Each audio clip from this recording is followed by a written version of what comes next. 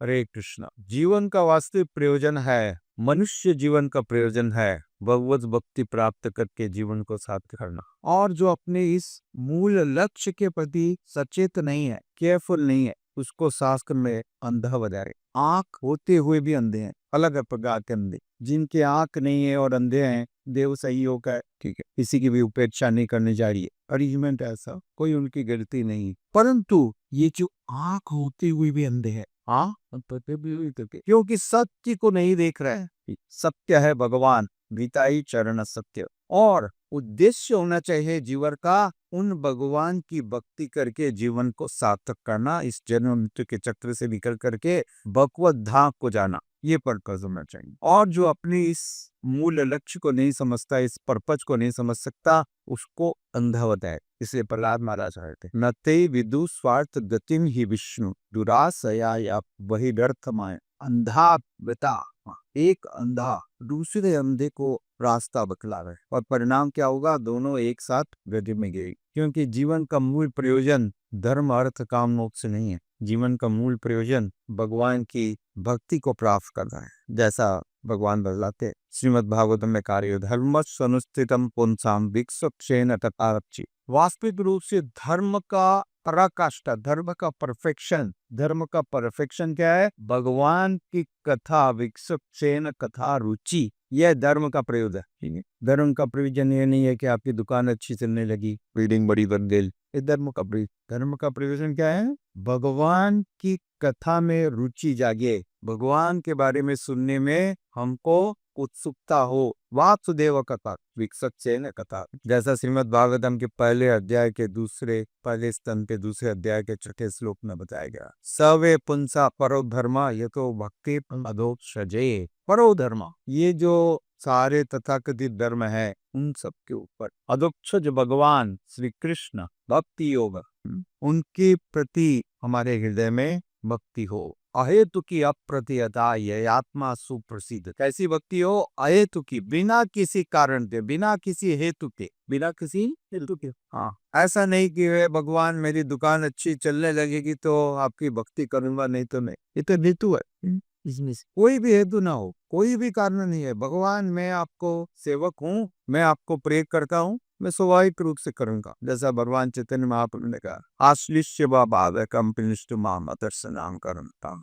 ये भगवान आप मुझको पुचकारो या आप मुझको दुत्कारो, या तो आप मुझे दुत्कारो, हाँ, दूर भगा दो, मुझे अपमान करके दूर भगा दो, लात मारो, फिर भी मैं आप ही का सेवा होगा, फिर मैं आपका सेवा। तो यह भक्ति अहेतु की अप्रतिहता। श्रील प्रभुपाद जी कहते हैं, भक्ति कभी प्रतिहत नहीं होती, भक्ति कभी प्रतिहत नहीं। प्रतिहत मतलब रुकने का काम नहीं है इसका। जिस प्रकार से गंगा जी गंगोत्री से निकल करके समुद्र में मिलने तक लगातार बहती हैं, हाँ? कुंती महारानी ने उपमा दिया। कुंती महारानी कहते हैं 9वें अध्याय है, पहले स्तंभ के 9वें अध्याय में, हे भगवान, जिस प्रकार से गंगा नदी अनविरत अपने लक्ष्य की तरफ बहते रहती है, उसी प्रकार से मेरा मन आपके चरण कमलों में अनवरत लगा रहे, constantly, as in constantly my mind be absorbed in your lotus feet. मेरा मन सदैव आपके चरण कमलों में लगा रहे। तो यह है अहेतु की अप्रतिहता,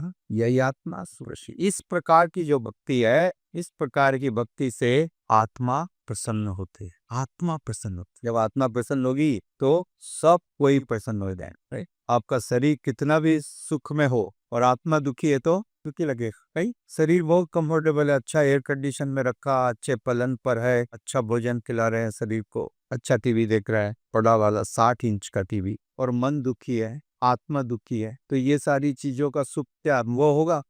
में कुछ भी अनुभव नहीं हो। यही परिस्थिति है संसार में सारे लोगों की। आत्मा दुखी है और शरीर को आराम देख करके सोचते हैं आत्मा तो सुखी करूंगा।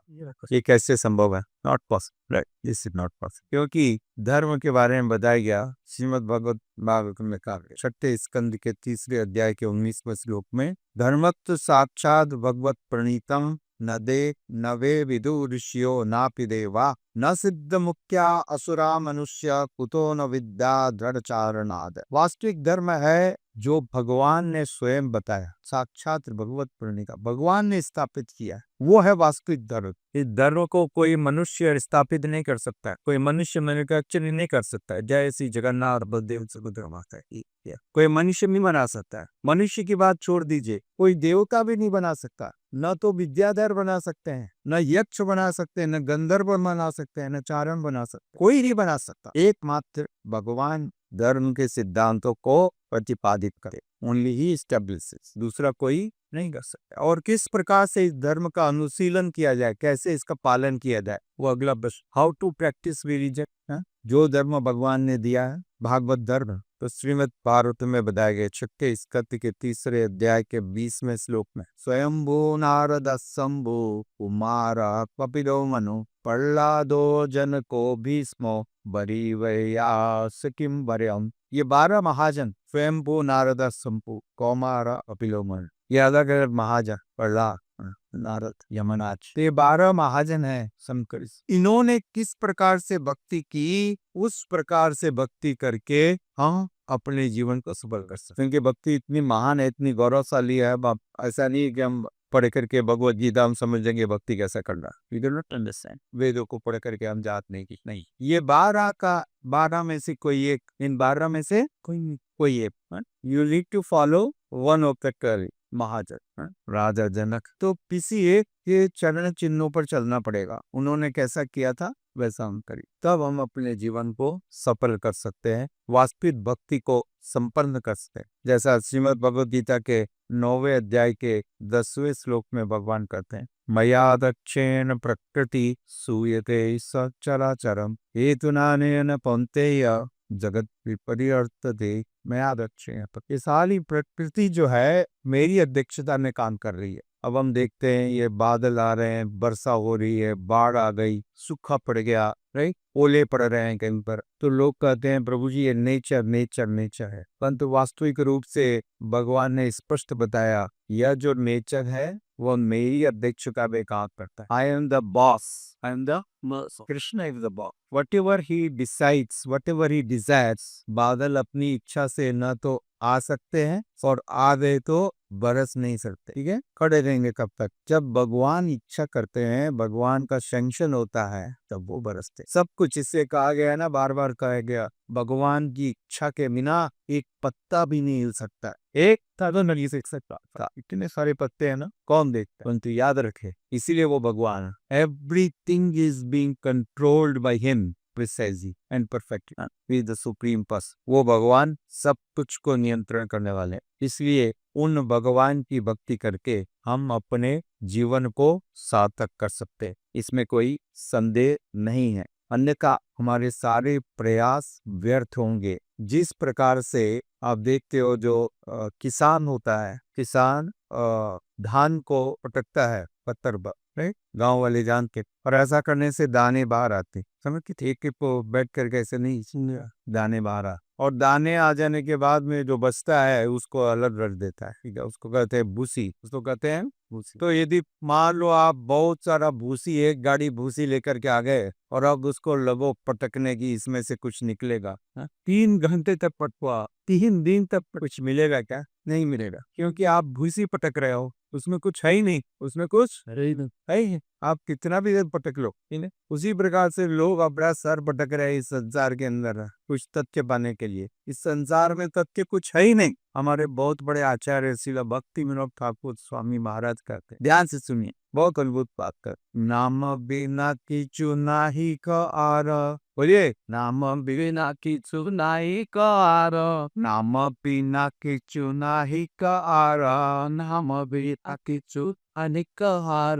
14 भुवनम आजे, 14 भुवनम दे, 14 भुवनम आदे, 14 भुवनम आजे। भगवान के दिव्य नाम के अलावा ये 14 लोकों में, 14 लोक पूरे, पाताल से लेकर के ब्रह्मलोक, कहाँ से? ब्रह्म, पृथ्वी की बात नहीं कर रहे हैं। पृथ्वी क्या है, छोटा सा बेहतर है, पाताल से ब्रह्मलोक। हाँ, ये पृथ्वी के नीचे पाताल, रसाताल, महाताल, तलाताल, जो सबसे नीचे है, वहां तक चले जाओ। 6 लोक के नीचे, 6 प्लैनेट, वहां से लेकर के ब्रह्मलोक, सबसे ऊंचा लोक इस भौतिक ब्रह्मांड का कौन सा है? ब्रह्मलोक। ब्रह्मलोक, ब्रह्मा जी रहते हो। तो ये छोटे से लोक से लेकर के ब्रह्मलोक तक पूरे 14 लोकों में एकमात्र सार तत्व है भगवान का नाम, एकमात्र सार तत्व है भगवान का नाम। अब यदि ये आपने नहीं लिया तो आप खाली बुसी को पट रहे हो। आपको जरा प्रभु मेरे पास में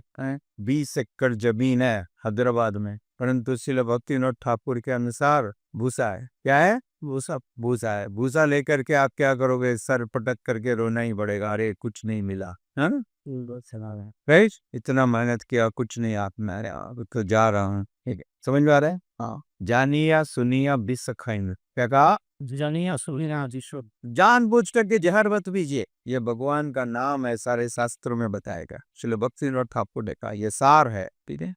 तो इस सार को ग्रहण कीजिए, अपने जीवन को सफल कीजिए, और ये बड़ा सरल है। हम भगवान के दिव्य नामों का जप कर सकते हैं। हरे कृष्णा कृष्णा कृष्णा हरे हरे, हरे राम राम राम हरे हरे। धन्यवाद। श्रीमद् भगवद गीता पे